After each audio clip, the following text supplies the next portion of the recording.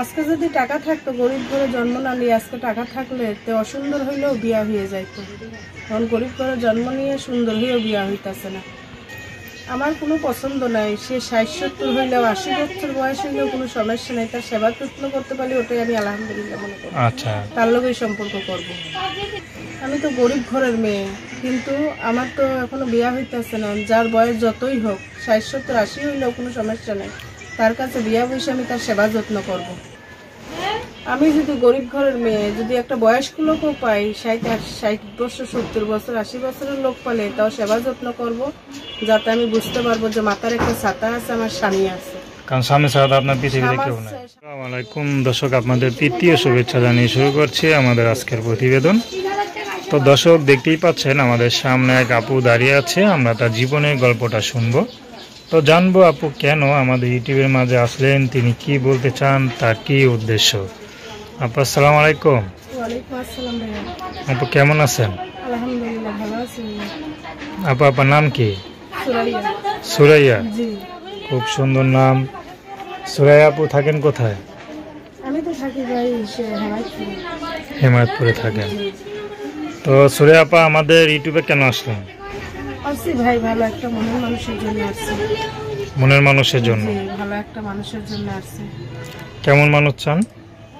চাই যাতে একটু বয়স হইলেও কোনো সমস্যা নেই, ভালো একটা মনের মানুষের জন্য, যাতে সারা জীবন তার পাশে থাকতে পারি, সে আমাকে নিয়ে জীবন যাপন কাটাইতে পারে। আচ্ছা, নাম তো সুরাইয়া না? জি। আচ্ছা, তো আপনার বয়স কত চলে? আমার বয়স কত চলে? 20-এর তো উপরেই হবে আর কি। 20 হবে? 20-এর উপরেই হবে। আচ্ছা, মানে স্বাস্থ্য তো মোটামুটি ভালোই। স্বাস্থ্য ভালো দিলে মনে হয় যে বয়স করে, আসলে অতটা বয়স হয় নাই। আচ্ছা আচ্ছা, পরিবারে কে কে আছে? পরিবারে শুধু আমার নানি আছে। আর কেউ নাই? আর কেউ নাই, নানি আছে আর বোন আছে একটা ছোট বোন। বাবা মা? বাবা মা মারা গেছে।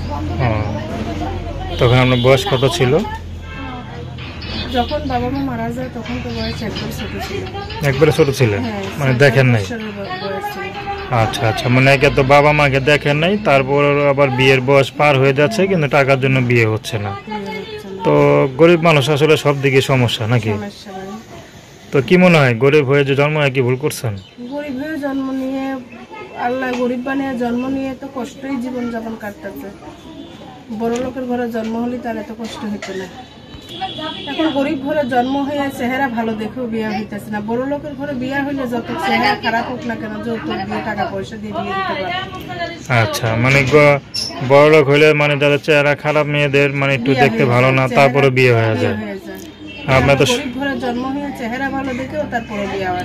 আচ্ছা আচ্ছা, হয়তো ভাগ্যে যেখানে লেখা আছে সেখানে হয়তো এখনো পড়েন নাই বা কেউ দেখে নাই। আসলে বাংলাদেশে তো বাইরে অনেক ছেলে পেলে আছে, হয়তো অনেক ভিডিও দেখে, হয়তো আপনার ভিডিওটা চোখে পড়ে নাই। তো দেখা গেলো ভিডিওর মধ্যে তাদের চোখে পড়েও যেতে পারে। তো মনে করেন এখন আপনার কোনো বয়স্ক পুরুষ যদি বিয়ে করতে চায়, আপনি করবেন?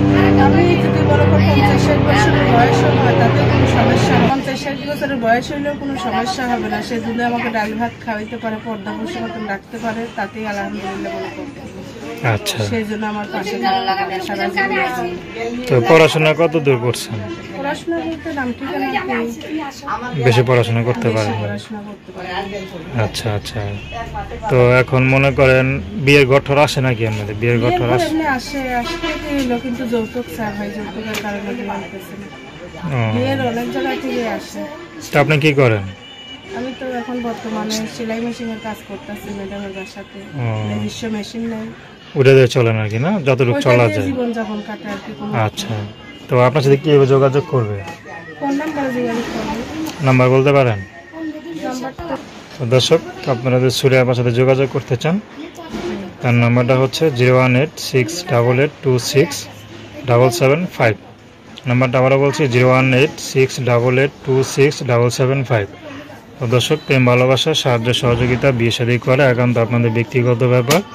তো আসুন আমরা 5 ওয়াক্ত নামাজ পড়ি, সর্বদা দেশের সেবা করি। আসসালামু আলাইকুম।